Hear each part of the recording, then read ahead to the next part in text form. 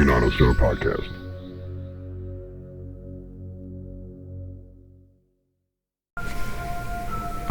Welcome everybody to the Anonymous John Podcast. I'm your host. This podcast is dedicated to the weird, the wild, the wonderful, the strange, the true, the terrifying sometimes. These are the stories of alien encounters, Bigfoot encounters, abductions, slip time, lost time, all these things. Everybody experiences something weird in their lifetime, I think. I know I have experienced many things that's strange or weird or unexplained in my lifetime. We can get into those here in a little while. This podcast is, like I said, dedicated to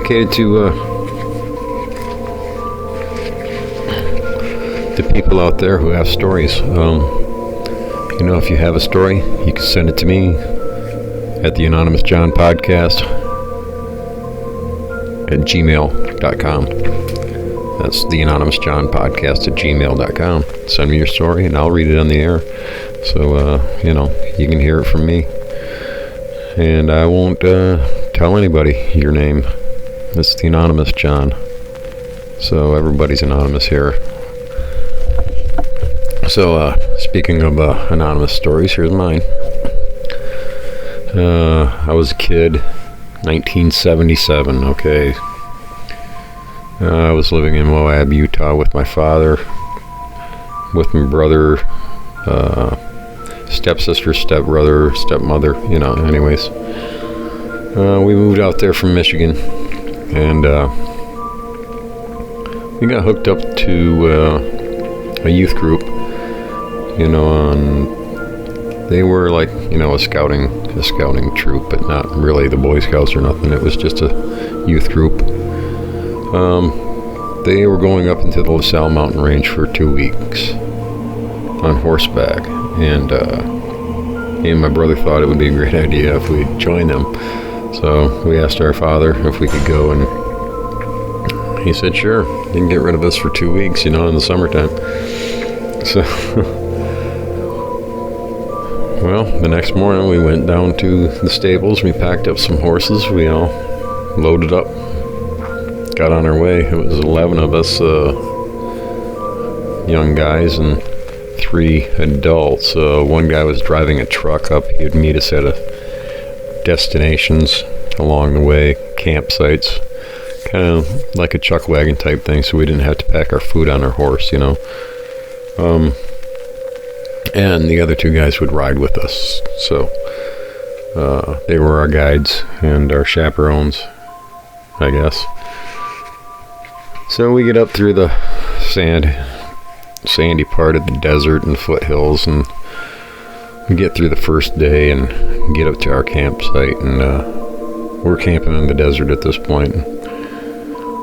Of course, a lot of coyotes and things of that nature. Nothing we couldn't identify, though. It was just a normal night. We were all hanging out by the fire, talking about, our experiences as young guys, 11 and 12-year-olds and 13-year-olds. We was in awe of the desert and the mountain ranges that we were going to be camping in the next night. So we turned in for the night and everything was fine and dandy, and we woke up early next morning and packed up our horses and got on our way. So I think we went, probably 20 miles, I would think, the next day, because we went through the mesas, up through the foothills, through the mesas, and then we were getting right into the thick of the mountain range itself. And we were coming up on top of this mesa. It was all green, trees everywhere, just coming into the mountains. And this was our campsite for the evening.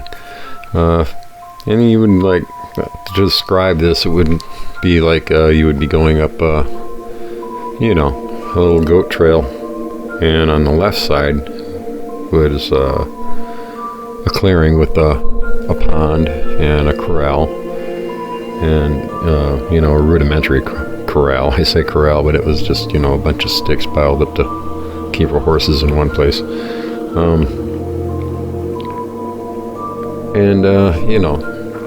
A pretty decent clearing and a nice pond. It was beautiful. It's like I don't know, it's like a TV commercial. I don't know if you can how to explain it.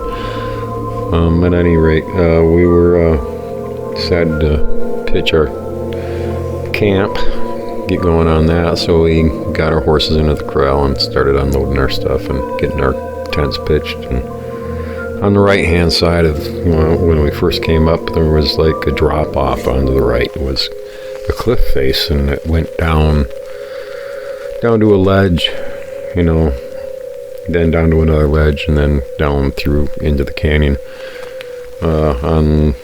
That was on the right, and that was just a cliff face when we were coming up around the goat trails into this area, into the clearing. And me and my brother decided it would be great if we just pitched our tent there, or back up to the canyon itself, back our tent up to the canyon itself, right at the drop off, and face the other campers, which were about 60 yards away, 70 yards maybe. We were more or less a little bit alone, a ways away from the big campfire. We had our own little campfire. Anyways, we turned in. It got dark out, and we sat up and had some s'mores or whatever, talk some shit, and then we turned in for the night. And I was asleep, and my brother was asleep. We're in a 2-man pup tent. I was 11, he was 12, I believe. First thing I remember was the vibration on the ground that woke me up. It was a vibration of something that was coming towards us at quite a clip. It was a big thumping noise. It was a thumping noise of 2 feet hitting the ground. I could tell it was 2 feet. You could just tell that. I mean, if it was 4 feet, you'd hear 4 feet hitting the ground, but it wasn't. It was 2 feet, and it was loud. Well, not loud. The vibration was loud in my ear because my ear was on the ground. It woke me up. I nudged my brother and I says, "Hey, there's something outside." I said, "Why don't you go check it out?" And he says, "Well, no, I'm not going to check it out. You check it out." Going, "Man, I ain't checking it out." He says, you pussy," he says, "you scaredy cat." I said, "All right, well, okay, that was it." And I was going to check it out. I grabbed my flashlight. By this time, this thing had circled around to the right side of our tent and then went towards the back of our tent. I could hear it moving around, as well as my brother could hear it too. I unzipped the fly, poked my head out, and I turned the corner to the right to look behind our tent to look to where this thing went. And when I did, I seen the reflection of those eyeballs, and they were huge. They were like golf ball size eyes, and they were glowing red. The flashlight beam hit him right square in the face, and what I seen, I couldn't really explain at the time. I didn't know what I was looking at the time. I knew it wasn't a bear. I knew it wasn't a elk or a deer or a cougar or a person or anything of that nature. It was something I've never seen before. Well, as soon as the flashlight hit it, it blinked its eyes. It looked at me, blinked its eyes, and down the cliff face it went. I mean, it went down the cliff face, and you could hear it. It was moving. And at that point, I retreated back into the tent and zipped up the tent fly. And my brother said, well, what was it? I said, I don't know. And that's exactly what I meant at that point. I didn't know what it was. I couldn't explain what it was. I'd never seen it before in my life. I've never seen anything like it. It was huge. It was hairy. It was looking at me for a split second. And then it was gone. And it was on 2 legs. So,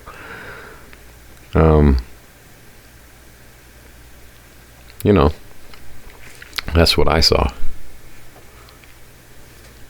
That's what happened. So like I said, this podcast is dedicated to this kinds of stories, and that was my story. And I didn't realize it was a Bigfoot until 80, 81, maybe even, until I heard anything about the Patterson-Gimlin films. But like I said, this is the Anonymous John. This podcast is dedicated to these stories.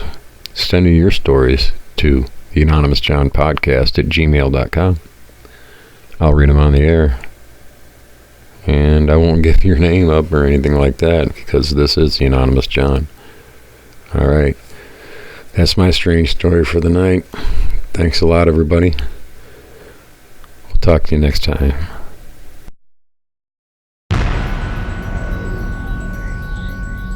The Anonymous John Podcast.